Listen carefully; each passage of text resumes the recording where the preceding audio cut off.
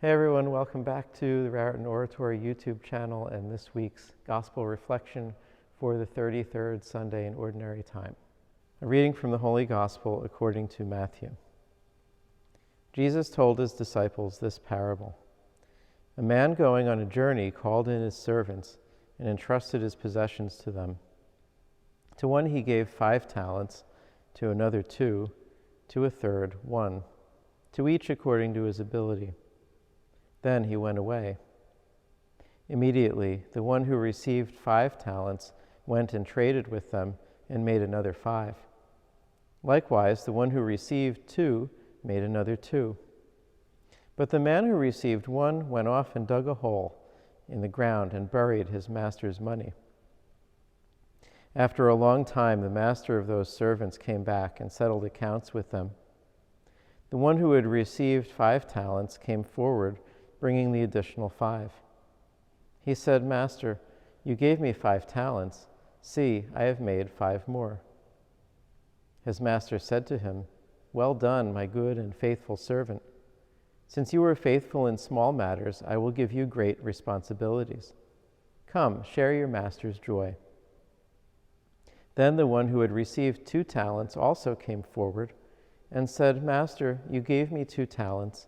See, I have made 2 more." His master said to him, "Well done, my good and faithful servant. Since you were faithful in small matters, I will give you great responsibilities. Come, share your master's joy." Then the one who had received the 1 talent came forward and said, "Master, I knew you were a demanding person, harvesting where you did not plant and gathering where you did not scatter. So out of fear, I went off and buried your talent in the ground. Here it is back." His master said to him in reply, "You wicked, lazy servant. So you knew that I harvest where I did not plant and gather where I did not scatter. Should you not then have put my money in the bank so that I could have got it back with interest on my return? Now then, take the talent from him and give it to the one with 10. For to everyone who has, more will be given, and he will grow rich. But from the one who has not, even what he has will be taken away. And throw this useless servant into the darkness outside, where there will be wailing and grinding of teeth." The Gospel of the Lord. So it's good to be back with another Gospel reflection.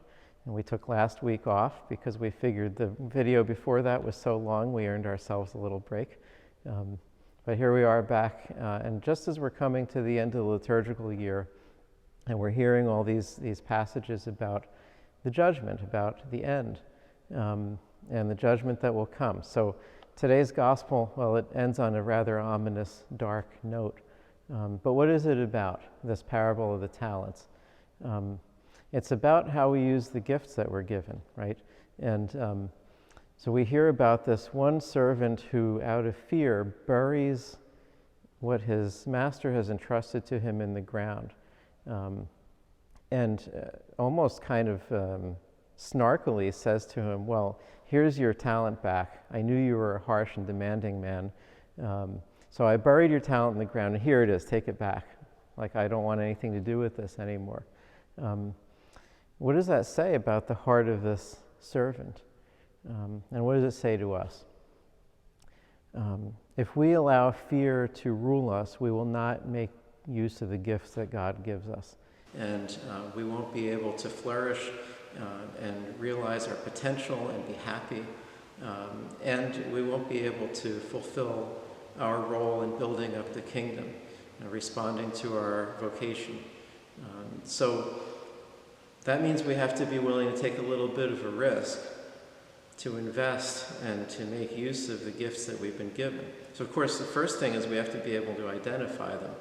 We need to know what our gifts are. And sometimes it's not obvious.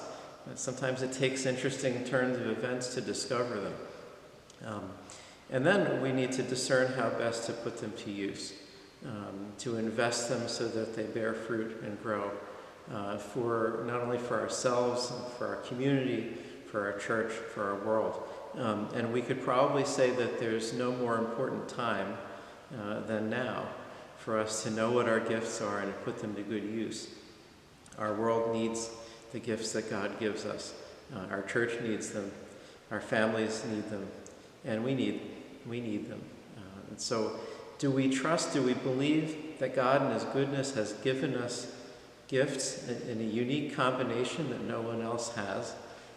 And if we believe that, then we need to uncover and have the courage to make use of those gifts, not to be so afraid that we bury them in the ground, but that we allow them to flourish and bear fruit.